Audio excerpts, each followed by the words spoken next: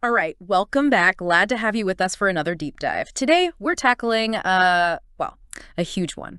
Aristotle, possibly the first and arguably the greatest polymath ever. Yeah, no arguments there. I mean, this guy wrote about everything. Seashells, dreams, poetry, politics, animals, plants, you name it, pretty much the whole shebang. He's said to have revolutionized almost every field he touched. Except math.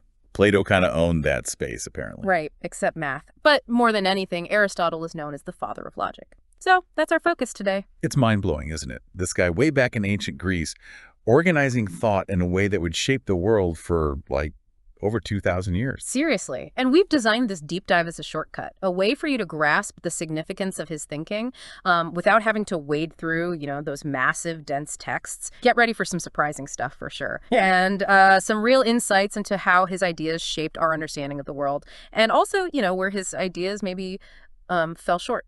Exactly. We've pulled out some fascinating excerpts, I think, to guide our conversation today.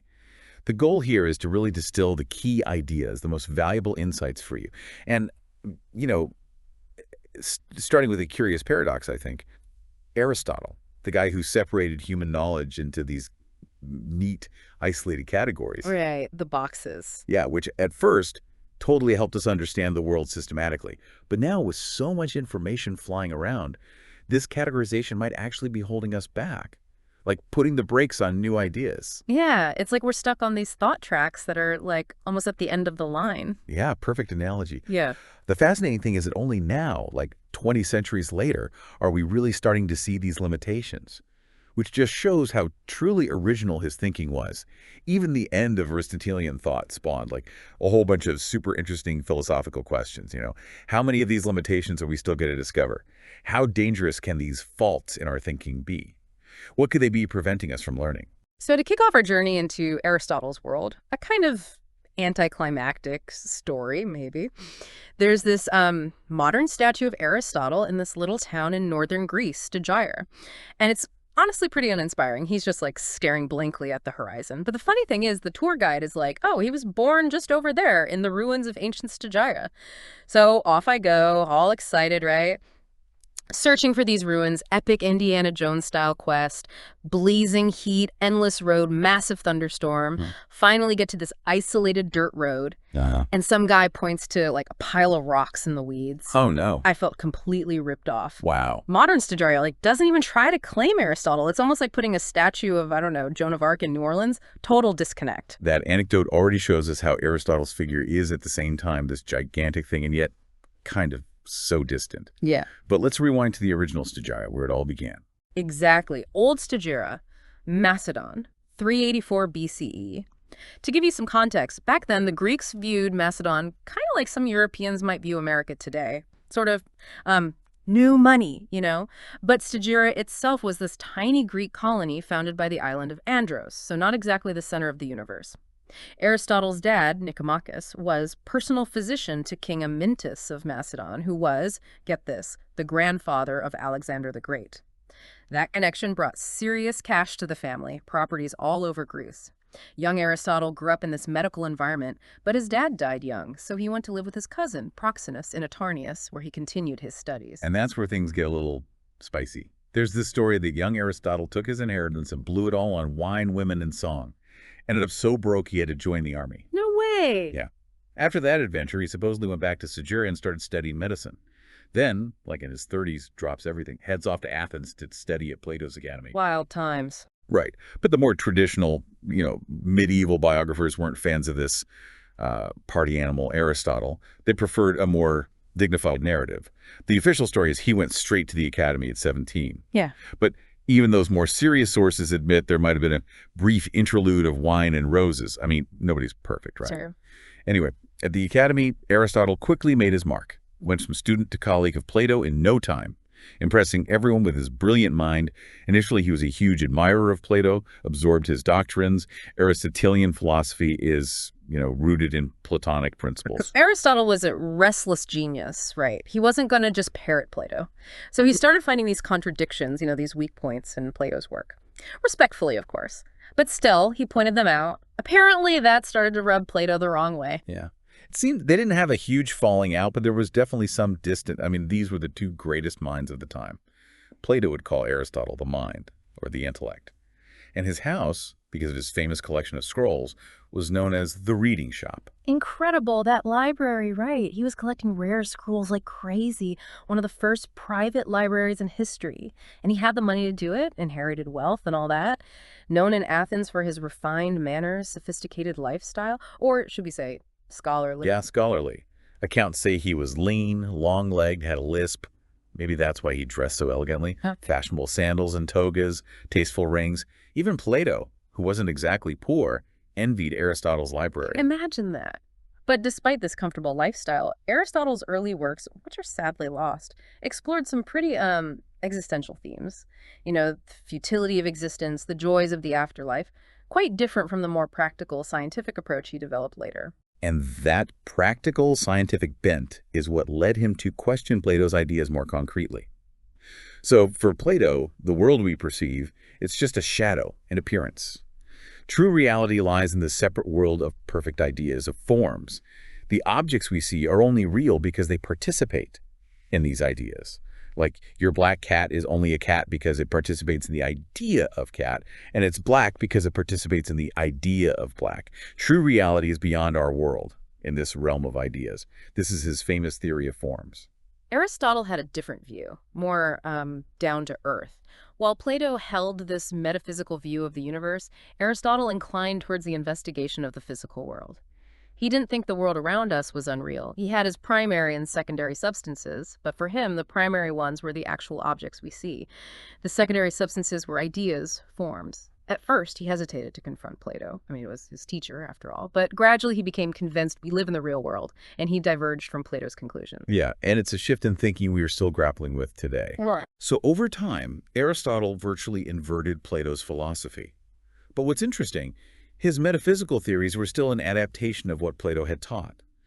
Where Plato saw forms as these independent entities, Aristotle saw forms, or universals as he called them, as essences embodied in the substance of the world. They don't have this separate existence. And he came up with these elaborate arguments against Plato's theory of ideas, right? Yeah, and it's fascinating that those same criticisms could be applied to his own theory of universals. And apparently, neither he nor his contemporaries noticed this irony. This intellectual twist of fate. Right. It was through Aristotle's revised version that Plato's ideas would become the dominant philosophy of the medieval world. Thank goodness there were a lot of obscure points and contradictions in Aristotle's work, because it gave the medieval scholars something to chew on, generated countless controversies and interpretations. These debates over errors and heresy and mistaken beliefs, that's what kept philosophy alive, even when it seemed the whole thing was just hibernating. Some even think that some of these controversies arose from simple clerical errors, you know, medieval scribes inserting their own guesses in place of, like, words they couldn't decipher in these ancient manuscripts. And speaking of changes in leadership, in 347 BCE, Plato dies, leaving a coveted vacancy at the head of the academy. Many of Plato's bright colleagues imagined themselves his successor. The problem was they each had a different name in mind, usually their own. Aristotle was no exception. Much to his intense disappointment, the position went to Speusippus, Plato's nephew, known for, among other things, his notoriously bad temper. Right. Once threw his own dog down a well for barking during lecture. He is also credited or blamed with having invented a device for hauling firewood that led to his suicide after suffering a public humiliation when challenged to defend his innovation by Diogenes the Cynic. He may have been Plato's nephew, but he certainly had no claim to originality. He was not even in the same class as a thinker with Aristotle, whose thoughts were going to dominate serious intellectual reflection for the next 2 millennia. So, needless to say, Aristotle was furious. He left Athens with his friend Xenocrates, another disappointed contender. Right. Aristotle crossed the Aegean Sea and went to Atarneus, where he spent some of his youth. The eunuch Hermias, a former Greek mercenary who had seized power in this part of Asia Minor, ruled the place. Hermias had visited Athens, been impressed by the academy, and received Aristotle with open arms. He aspired to make Atarneus a center of Greek culture, and Aristotle began advising him. And by this time, Aristotle's political philosophy already shows a focus on examining different types of states, right? How best to govern them. He had a profound understanding of politics. And this led to a pretty pragmatic approach as opposed to Plato's idealism.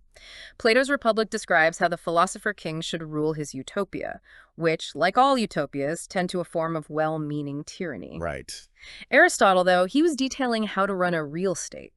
With effective methods, which sometimes bordered on Machiavellian, he understood how politics worked, and he knew that to be useful, it had to be effective. Absolutely. But that doesn't mean he didn't have ideals, right? Generally, he believed the state's purpose was to produce and support a class of cultivated gentlemen like himself, but he recognized that's not always possible. Like, to rule a tyranny successfully, a ruler has to act like a tyrant. No room in that kind of police state for Aristotle's intellectual elite. But he even suggests that a tyrant could adopt a religious posture, implement moderate policies. Some insinuate that he may have adopted that approach as a tutor to the tyrant Hermias.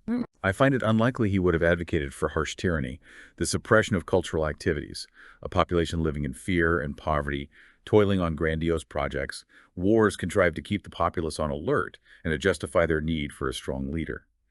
His analysis of power continues to have relevance, from Plato's philosopher king to figures like Saddam Hussein.